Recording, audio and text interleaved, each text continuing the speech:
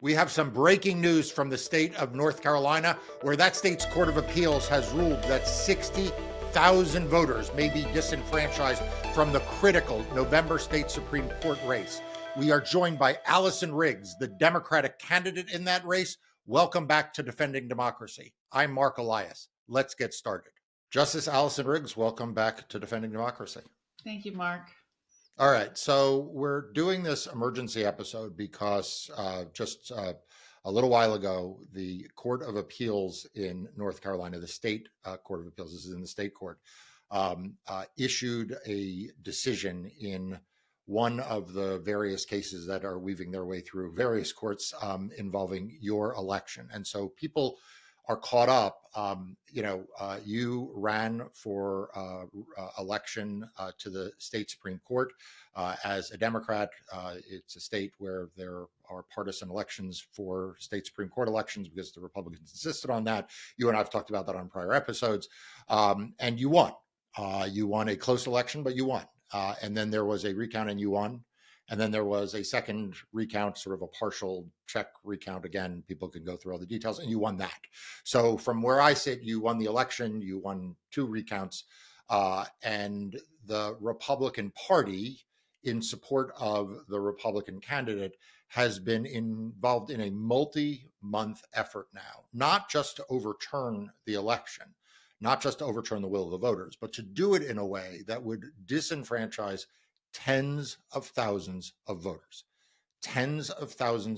who did nothing wrong, who literally followed the instructions they were given, did everything they were told to do.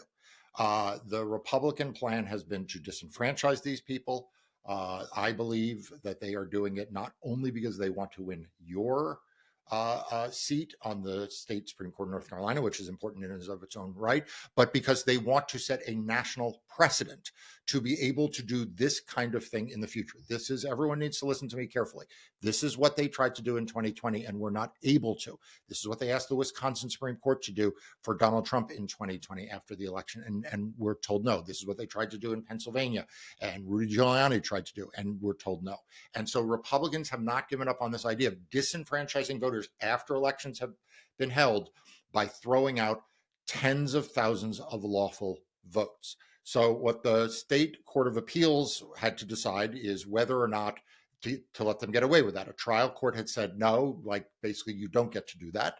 And the Court of Appeals again, my words, not yours, you don't have to agree, in what I think is not just a bad decision on the law, almost a nonsensical decision at places, said essentially that these people, these voters who have done nothing wrong and who are lawful voters, that they will now have a 15-day cure period to essentially fix things with their ballots that frankly are not broken, but nevertheless, the Court of Appeals now says are broken.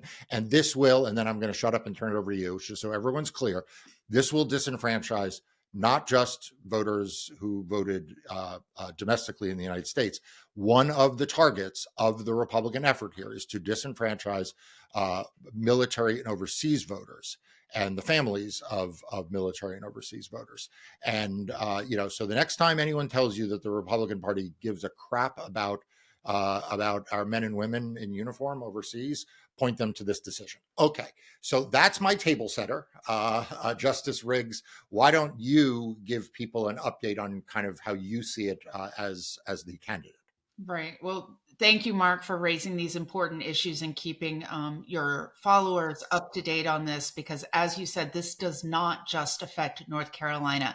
This is like dropping a match in a really dry forest. And if we let this kind of anti-democratic effort take hold, we will not be able to contain it. So this is a fight for the very soul of democracy. Today's decision was deeply misinformed, and I will promptly appeal it. But I want folks to know, one, I think this fight ends in federal court. I've been telling people that all along. I think this fight ends in federal court. I've been very careful in my state court participation to make sure that all of the parties and all of the courts know that I reserve all of my rights to go fight this fight in federal court to vindicate the federal rights that voters have under federal law and the federal Constitution. So I knew this wasn't going to be easy, and I knew this wasn't going to end quickly. But what I can tell you is, as someone who understands the history and the people who have bled and died for the precious right to vote, I stand on their shoulders. I did as a former voting rights attorney. I do now as a judicial officer. And I took an oath, a solemn oath, to defend the constitutional rights of the people who participate in the political process here in North Carolina. I will not give an inch. I will continue to stand up for voters and stand in the way of any politician who tries to take power away from people. And the people in this state decided to keep me in my seat. The people in this state who are nobly and bravely serving in our armed forces are some of the first ones whose ballots will be tossed, because imagine you're on a submarine. You might be a little busy in the next 2 weeks and may not be able to deal with this cure process, which, by the way, there's no precedent for running a cure process 5 months after an election. But you might be deployed in a covert operation where you, guess what, don't have a copy machine, don't have access to email for a little bit of time. This happens. This is what it means to don a uniform and serve our country. And the people who raise their hand to put their lives on the line to defend our freedoms do not deserve to be first in line to have their rights taken away. And if the Republican Party and my opponent won't stand up for these voters, you can be damn sure I will. Well, that's great to hear. So first of all, a little bit of news made here. You are appealing, so that's great. Not only don't the Republican Party and your opponent want to stand up for them, they are actually the ones doing the thing that is undermining them, right? So we need to be very clear about what is happening here. This is just a example of voter suppression, election subversion. And you mentioned, and I should have introduced you as such, I've said this in the past, people who don't know Justice Riggs' background, she is literally one of the nation's foremost leading experts in voting rights and election law. So it so happens that in this area of voting rights, constitutional, federal, and state constitutional, and probably know more about other states' constitutional law than their courts do too. She is truly an expert in this area. That was her background before she took to the bench. So she knows what she's talking about in this arena. And I think it is not a coincidence that the Republican Party not only wants to set a national precedent, but they are really, really going all out against Justice Riggs because she is such a strong national voice and a recognized expert in this area. So I just want to take a step back here, though, and for people who are coming at this and maybe don't have the backdrop, where are we in what is the lane of court cases right now that are just pending? Maybe you could just do a little bit of lay of the land, because I know there was a case that actually went to the Supreme Court of North Carolina. And how does that fit into this? There have been federal court cases, and how do those fit into this? So maybe you can just orient people who are coming at this, like where things stand in court. Yeah, it's complicated, and it's been a wild 5 months. So for the better part of December and January, we had dual track litigation, state court litigation. My opponent wanted state courts to decide this issue. And the state board and me and voters that you represent, we've been in federal court arguing that federal courts need to decide these issues, because federal law that is designed to help voters register and vote, federal law that is designed to help military voters vote, because it is hard to serve in the military or be in a military family and cast a ballot. These laws will be violated, and our federal equal protection and substantive due process guarantees would be violated by what my opponent seeks. What happened in February was the federal court said, essentially out of a respect for the state court, said, we're going to let the state court proceedings play out. State courts can decide questions of state law, but for federal questions, if they're still implicated by whatever the state court rules, we'll come back to it. The wonky words are like, we'll retain jurisdiction. We'll take this back up after the state court proceedings. What that meant from a timing perspective is that it was going to take longer. We had to ride out this state court process. So I won in the state board, the agency that makes the first determination. I won in a trial court. Today, the Court of Appeals reversed both of those bodies and laid the groundwork to not only disenfranchise voters like both of my parents who've done nothing wrong and have voted successfully with no problem for a long time, and military voters, but this decision opens the door for any disappointed politician to absolutely sow an unimaginable amount of chaos post-election if they don't like the outcome. And so next, this is going to go, we knew this would be tough.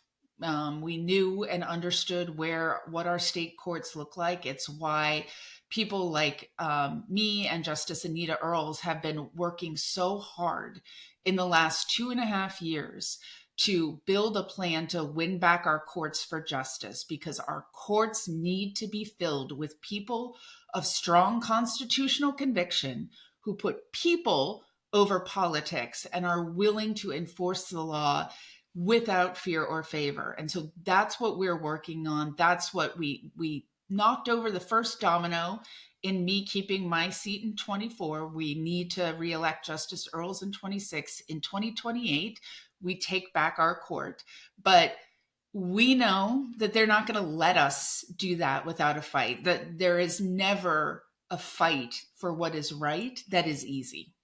And I am motivated every day by the people who have been doing this, particularly in the South, for decades. And I'm motivated by the people across the country that I see now recognizing just how important state courts are. State courts are more important than ever because the federal courts refuse to do anything about partisan gerrymandering, because the federal courts have sent the issue of whether a woman decides what happens to her own body back to state legislatures and state courts.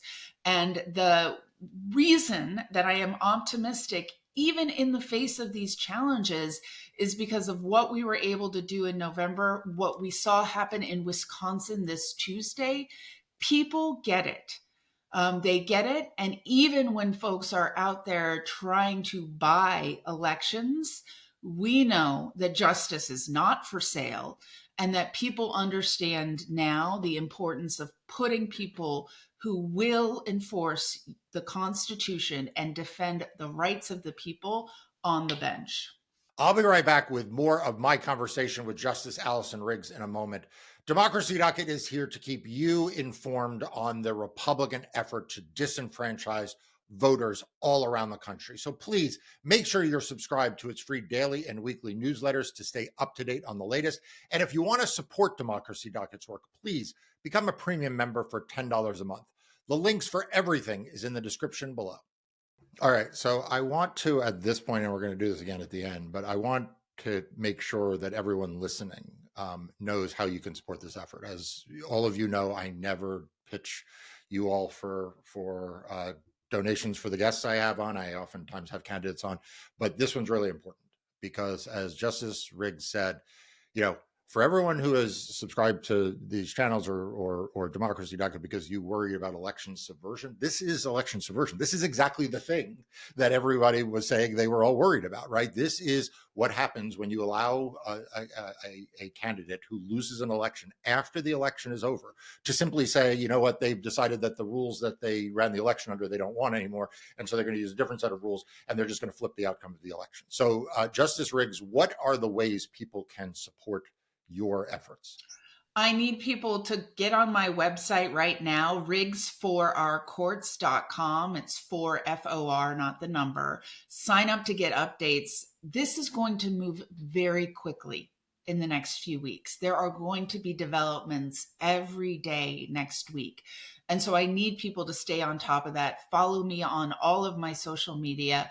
I am accruing significant legal bills in my state court fight to make sure that voters have a voice, and that someone with an understanding of the Constitution is a part of this process. We know we'll have more hands on deck in federal court for sure, but this fight in state court, I need your all's help, and there's more work to be done. So please follow me on social media. Please sign up to get my email updates. Please pay attention to this. This is so important, because if people in power can decide that an election result stands only if they like who wins, then nothing that we depend on for our rights, our freedoms, our liberties, good governance, none of that works if that basic tool gets broken. So this is a fight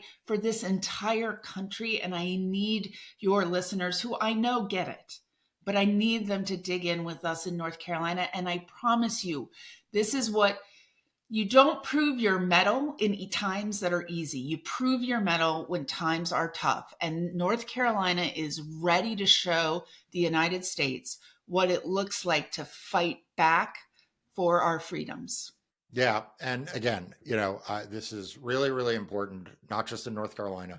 It's important if you care about voting anywhere in the country. Okay. And just so you know, I don't represent Justice Riggs. She has excellent lawyers. So none of this will go to me or my law firm. We are involved in some federal court cases representing individual voters and organizations on the same side. But you heard what Justice Riggs said, and it is absolutely true. I do want to pick up on something you said about the need to stand tall and the need to show courage in this. You and I first met each other in a courtroom in Winston-Salem, North Carolina, because North Carolina had passed a massive voter suppression law. This is the law that ultimately was struck down for targeting African-American voters with near surgical precision, as the Fourth Circuit said. And Allison, during that case, I remember Reverend Barber being there and actually saying a prayer for us at the beginning of the hearing. Many people thought the deck was stacked against you, it was stacked against me and all of us who were litigating. The state of North Carolina, Shelby County had just been overturned. The state of North Carolina legislature had moved very fast. There was a sense that they had the wind at their back, that the federal courts at that point were not going to be friendly or stand up for the voters. And that was a long case. That took a long time. People now remember they sort of jumped to the end where the Fourth Circuit, strikes down a law, but there were a lot of setbacks along the way in that case. And some of this is just speaking as a testament to your persistence throughout that as a private lawyer. But speak a little bit to it as a candidate, as a judge, or as a justice, like what you learn from cases like that are applicable here. We put on a 3-week trial in Winston-Salem, and we lost at trial. I left that part out. We lost at trial. So we knew the deck was stacked against us, but I'll tell you what, my team, my clients, Marc's clients, we had witnesses come from every corner of this state, and it is a long state. From Murphy to Manteo, folks were coming to Winston to testify. It is no small feat to testify in federal court, particularly for non-lawyers. We had people outside the courtroom standing firm in their First Amendment rights to demand their voice in the political process. And so the challenges that we faced in litigating that case and appealing and moving it quickly because the 2016 election was coming, those were real challenges, and our family lives suffered, but we didn't do it alone. We've never been in this fight alone. There is a swell of grassroots fighters in this state and in this country.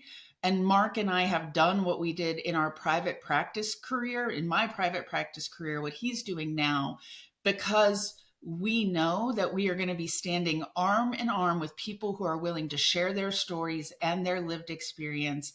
And we have to fight for them. It is our moral obligation to fight for them.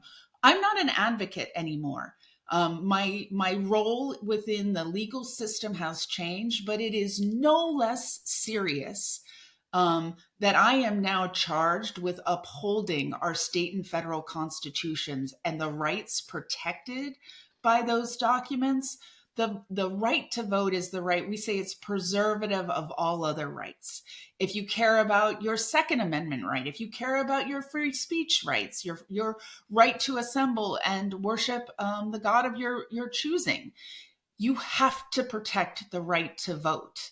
And to protect the right to vote, we have to have elections where the outcome is accepted. And I saw the conservative candidate in the Wisconsin Supreme Court race just this week do something that was courageous and say, no, no, no, we're going to accept election results. So I know that that in this fight, I don't have the same role that you do. I'm not doing the same thing, but my core values are the same. And that is defending the rights of North Carolinians to vote. And I know that people have my back. I know that people have been fighting this fight in the South and across the country for so many more years than either one of us have been alive. And so it is an honor to continue this fight. It is necessary for our survival as a country, and it is something that we can all be proud of. This is a fight here in North Carolina right now that we can win. I promise you, not all fights are ones right now that we can win quickly. This is one we can win, and we will not give an inch, because this is what the Constitution, our state and our federal, requires. It requires nothing less than us of courage and character and perseverance right now. Okay, two more lawyerly questions, and you may be able to address either of them. You may be able to address neither of them given your role, but I'm going to ask them anyway. So the first is, you mentioned the North Carolina Supreme Court, and a case that I was involved in, that my law firm was very involved in, is a case called Moore v. Harper, which was an effort to undo the extreme gerrymandering in the state of North Carolina. I've been involved in litigating against the extreme gerrymandering in North Carolina. It seems like for decades now. I actually argued and won a case in the U.S. Supreme Court in 2017 about North Carolina's congressional redistricting gerrymandering. And the Republican legislature in North Carolina has been among, if not the most aggressive, probably the most aggressive, but certainly among the most aggressive and explicit partisan gerrymanders in the country. And there was a case that went to the state Supreme Court called Moore v. Harper, which again my law firm was involved in bringing, and the state Supreme Court said that partisan gerrymandering violates the state constitution. That then went to the U.S. Supreme Court because the Republicans in North Carolina wanted to say the state courts can't even be involved in this, right? To essentially strip the state courts and allow the Republican legislature to go about its business.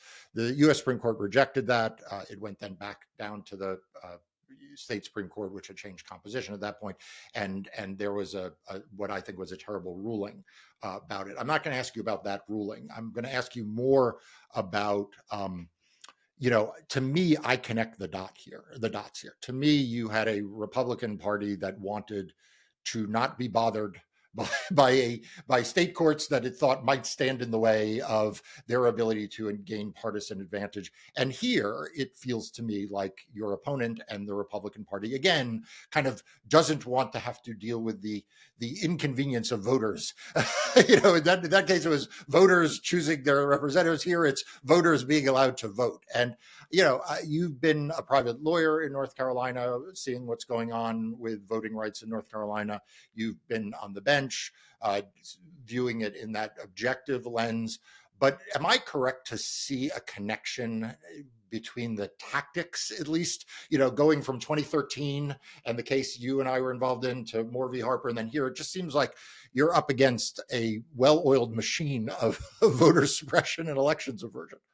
Yeah, and Moore v. Harper was one of the last cases I was involved in private practice before I joined the bench. I was on the Court of Appeals when the North Carolina Supreme Court reversed course and said, no, extreme partisan gerrymandering is fine. But why I campaigned around it matters the record and it matters the constitutional commitment of the people you put on the bench is for this reason that you're describing. At the end of the day, are the people and the constitutional rights that they enjoy, is that your first commitment, or is it politics and political ambition and power? And if we put people on the bench who are willing to put people over power, then that is a powerful protection against the kinds of actions that might take the voice from the people, interfere with the ability of North Carolinians and every person, but certainly of North Carolinians to chart their own destiny, to show and decide how the state's going to be run and hold people accountable, right? Because I think at the end of the day, when I'm up in 8 years again, if people don't like me, they are free to vote me out if they want, but they voted to keep me in my seat last November. And now I'm fighting to make sure their will is respected, because that's a people-oriented perspective that we need on the bench. It's why I was elected, and it's why I will fight tooth and nail to make sure that the will of the people here in North Carolina is respected. And anyone who would chip away at that people power does not deserve to wear the robe and does not deserve to exercise any power. Okay, my second sort of quasi-legal question is, I noticed very recently there was an op-ed in North Carolina by Ben Ginsberg. Ben is, for people who don't know, he is I think he's now mostly retired. He teaches, but Ben, I have gone up against many, many times. He is a very, very well-known, prominent Republican election and voting lawyer. I've been up against him in redistricting cases. I've been up against him in voting cases. I've been up against him in post-election cases. He represented Norm Coleman when I represented Al Franken in a very, very long and hard-fought contested election. He is best known, however, for being sort of the mastermind and the brains behind the Bush side in the Bush versus Gore post-election in 2020. And he wrote this op-ed. And so Ben, just so everyone's clear, Ben is a hardcore partisan Republican. Like, if you think I'm a hardcore partisan Democrat, you should meet Ben Ginsberg. He will give you a sense of what being a hardcore partisan lawyer is like. But he's a guy of integrity. I mean, he's a principled conservative, albeit a partisan. And he wrote a piece in the North Carolina media that caught my eye, in which he essentially said that what your opponent is trying to do here is actually would be completely the opposite of the principles that Republicans argued for in Bush versus Gore. That he, as a rock-ribbed conservative Republican, objects to what Judge Griffin and the Republicans are trying to do here, because they are trying to essentially change the rules of voting after the election took place. Now, I have a different reading of what happened in 2000 in Florida, so I'm not going to get into that. But he's basically saying, look, what Republicans are trying to do here undermines decades of Republican jurisprudence are around equal protection and the finality of elections. Like I said, I don't read the facts of that, but I do think he has a point about the decision in Bush versus Gore, which, whether you like it or not, is controlling legal authority in the federal court system. And so, that is, I think he's right about that. And, there have been some other cases. Bush versus Gore built on a case out of Alabama called Roe v. Alabama, where in a judicial election actually for the state Supreme Court in Alabama, as I recall, they tried to change the vote counting rules after the election, and the federal court and the state court said, okay, you can do that. And the federal court said, no, you can't. This implicates, even though it involves a state judicial election, this implicates federal constitutional rights. So I'm curious if you read what Ben Ginsburg had to read. I guess I'll ask if you agree with it, although you may or may not be able to say that you do or don't. But has it had an impact, you think, on any of the Republicans in state who may be like thinking, how the hell did we wind up on the other side of Ben Ginsburg, of all people, in a post-election case? I think I did read Mr. Ginsburg's very thoughtful piece. Had different recollections about some of the facts of Florida, but I think the principle he's getting at is so important here, which is something that I think gets lost in a very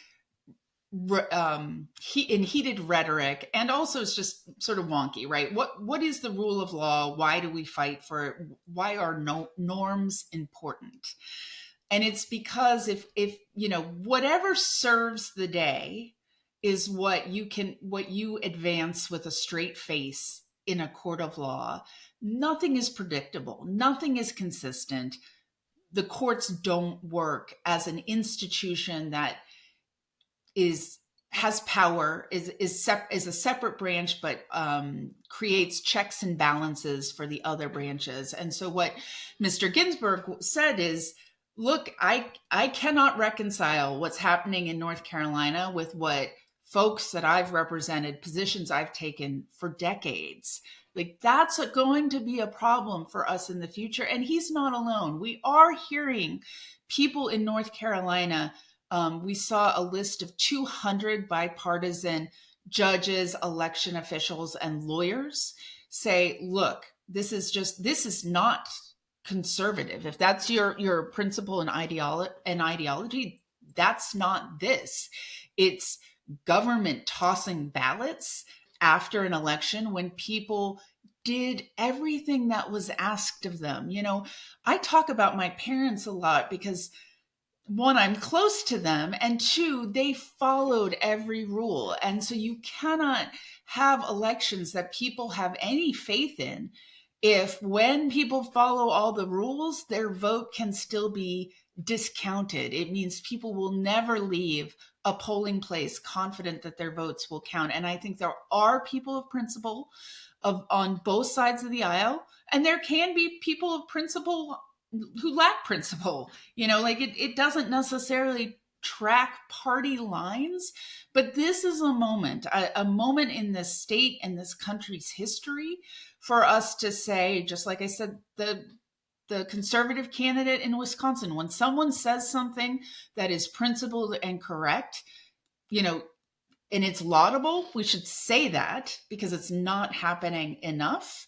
And what, I don't know, how many people in North Carolina know Mr. Ginsburg's career and just how esteemed he is in national legal communities. But I'm going to do work to make sure people are listening and understand that you can't have one set of rules and just change those rules in every election to advance personal political or just political ambition.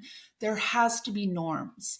If we destroy our norms, what happens to this country, this state in this country, is what we see happening to democracies in other parts of the country where they crumble. And so this is, I know it sounds melodramatic, but it's not only why fighting for the right to vote matters, it's why fighting for our institutions matter, because having a judiciary that enforces rules consistently is a huge protector for the people. It protects them against anyone who would infringe on their rights, and that's important. All right. So I said that I was going to give another opportunity at the end to talk about what people can do to support your efforts. I just want to be clear with everyone. I try to sound the alarms on the things that need to have the alarm sounded on. I try not to sound alarms on things that frankly, a lot of people wish I would sound the alarms on, but I call it like I see it. And I have said over and over again that the greatest threat to democracy right now in any courtroom in America is taking place right now in North Carolina. The fact is, it is now 5 months since the election took place.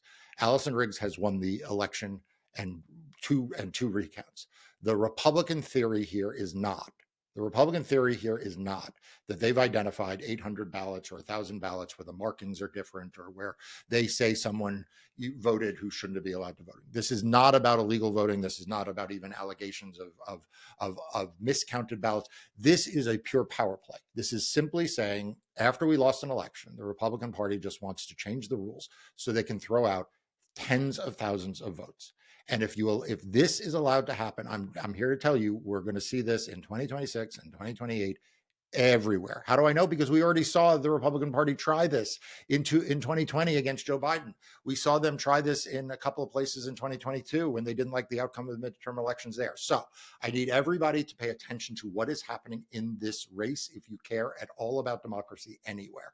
And so, Democracy Docket is going to continue to cover this. We're going to continue on our website and our newsletters. So I need to make sure you're subscribed to that. But you also need to make sure that Justice Riggs has the resources and the attention and the other, things that are needed in what is still a campaign. I mean, the fact is the campaign's not over for her. And so I'm going to toss this one last time to you, Justice Riggs, to tell people what you would like people to do. And of course, we will also put all the links in the description to this video, and Democracy Docket will be continuing to do that on its own social media and in its newsletters as we move forward. Thank you so much, Marc. Thank you for all of your listeners. These are tough times nationally. There's a lot of outrage fatigue. We need to stay focused on the real threats, like Marc said, and this is a real threat, not just to the people of North Carolina.